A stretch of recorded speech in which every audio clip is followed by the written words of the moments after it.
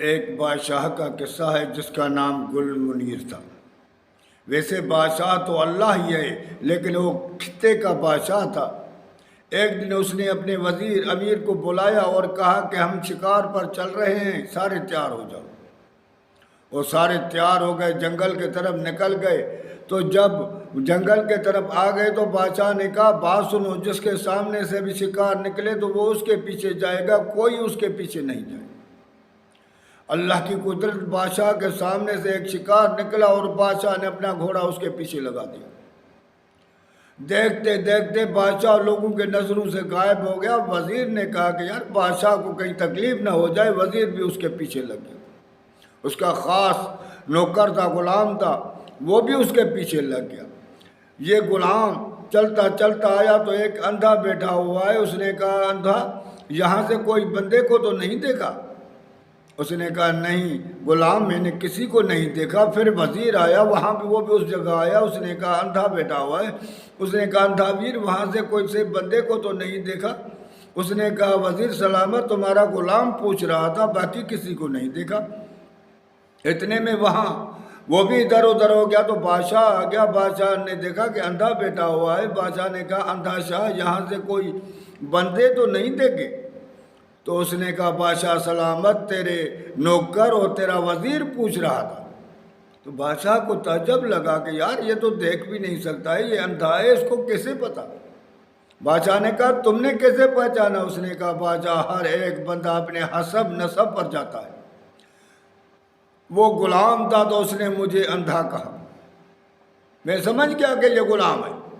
وہ وزیر تھا تو اس نے مجھے ویر کا لقب دیا، میں سمجھ گیا کہ یا تو وزیر ہے یا تو اس کا بیٹا کوئی اس کے خاندان کا۔ تو نے مجھے شاہی لقب دیا، میں سمجھ گیا یہ شاہی خاندان کا ہے یا بادشاہ ہے یا اس کا کوئی بیٹا ہے۔ بادشاہ نے اس کی بات سن کر بہت خوش ہوا۔ بادشاہ اس کو کہا کہ یہاں تجھے کتنا ملتا ہے؟ اس نے کہا کبھی آنک ملتی ہے، کبھی دوانے ملتے ہیں۔ بادشاہ نے کہا میں تجھے چارہ نہ دوں گا، میرے پاس جا کر چل کر رہو۔ وہ اندھے کو لے کر بادشاہی میں چلا گیا۔ وہ بادشاہ کے ساتھ رہ رہا تھا، کھا پی رہا تھا۔ ایک دن بادشاہ کے سامنے ایک ہیرا آ گیا۔ بادشاہ نے وہ ہیرا کہا کہ اندھے کو دکھاؤ۔ وہ اندھے نے اس ہیرے کو اٹھایا، دکھایا۔ اندھے نے کہا بادشاہ سلامت، ہیرا تو خوبصورت ہے لیکن اس کے اندر کیڑا ہے، یہ 1 روپے کا بھی نہیں۔ کروڑیں تو الگ چیز ہے، لاکھوں الگ چیز ہے، لیکن 1 پیسے کا بھی نہیں ہے کیونکہ اس کے اندر کیڑا ہے، اس کو کھا رہا ہے۔ اب اتنا قیمتی ہیرا اس کو کیسے توڑا جائے؟ لیکن بادشاہ نے کہا ٹھیک ہے اس کو توڑو، اگر نہیں نکلا تو اندھے کو نہیں چھوڑیں گے، نہیں تو۔ اس نے کہا ٹھیک ہے، اس ہیرے کو توڑا گیا تو واقعی اس کے اندر کیڑا تھا جو اس کو کھا رہا تھا۔ بادشاہ نے کہا یار اس نے تو مجھے کروڑوں کے نقصان سے بچا دیا۔ پھر کچھ دنوں کے بعد ایک عورت آ گئی جو شہزادی کہلاتی تھی۔ یہ شہزادی ہے، وہ کسی ملک کی، اور وہ بکنے کے لیے آ گئی۔ بادشاہ نے کہا اس کو لے کر آؤ۔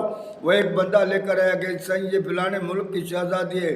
بادشاہ نے کہا اندھے کو دکھاؤ۔ اندھے نے اس کو ہاتھ لگایا، ہاتھ لگا کے بادشاہ کو کہا کہ بادشاہ یہ شہزادی نہیں ہے، یہ تو کوئی رقاصہ ہے۔